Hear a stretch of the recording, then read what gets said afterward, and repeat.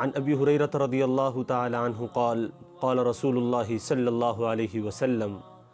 لا تغبطن فاجرا بنعمت فإنك لا تدري ما هو لاق بعد موته ان له عند الله قاتلا لا يموت یعنی النار۔ حضرت ابو ہریرہ رضی اللہ تعالی عنہ سے روایت ہے کہ نبی کریم سرکار دو عالم صلی اللہ علیہ وسلم نے فرمایا کہ کسی فاجر فاسق شخص کو نعمتوں میں دیکھ کر اس پر رشک نہ کرنا، کیونکہ تم نہیں جانتے کہ اس کی موت کے بعد اس کے ساتھ کیا سلوک ہونے والا ہے۔ اس کے لیے اللہ تعالیٰ کے یہاں ایک مہلک چیز ہے جس کو موت نہیں آئے گی۔ اور پھر آپ صلی اللہ علیہ وسلم نے اس کی وضاحت فرمائی، یعنی جہنم کی آگ۔ میرے عزیزوں، بسا اوقات ہم دیکھتے ہیں کہ ایسا ہوتا ہے کہ اللہ تعالیٰ کا ایک مومن اور نیک بندہ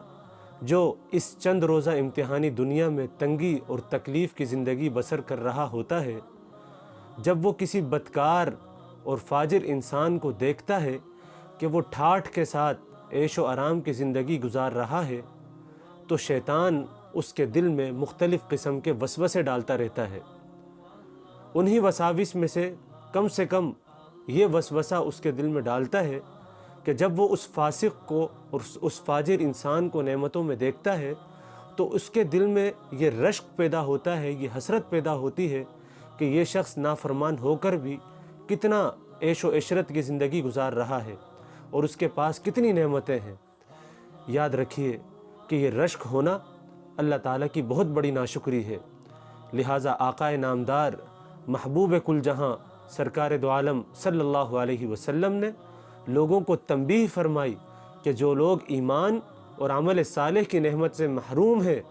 اور خدا فراموشی اور بدعمالیوں کی وجہ سے آخرت کی دوامی زندگی میں جہنم کے عذاب میں گرفتار ہونے والے ہیں، اس دنیا میں ان کی چند روزہ خوشحالی اور عیش و عشرت کو دیکھ کر ہرگز کسی صاحب ایمان کو ان پر رشک نہیں کرنا چاہیے۔ ان بیچاروں کا آخرت میں جو انجام ہونے والا ہے اور آخرت میں قیامت کے دن ان پر جو قیامت ٹوٹنے والی ہے، اگر وہ معلوم ہو جائے تو ان کی خوشحالی اور عیش و عشرت بالکل ایسے نظر آئے گی جیسے پھانسی پانے والے مجرم کو اس کی موت سے پہلے 2-4 دن خاص سہولتیں دی جاتی ہیں اور کھانے پینے کے بارے میں اس کی خواہش اور چاہت معلوم کر کے اس کو پورا کرنے کی کوشش کی جاتی ہے۔ بے شک اللہ تعالیٰ نے اپنے جن بندوں کو آخرت میں پیش آنے والی حقیقتوں کا یقین نصیب فرمایا ہے اور جن کی اطلاع اللہ تعالیٰ کے پیارے انبیاء کی طرف سے دی گئی ہے، وہ ہر حال میں اللہ تعالیٰ کا شکر ادا کرتے ہیں۔ دعا فرمائیے اللہ تعالیٰ ہمیں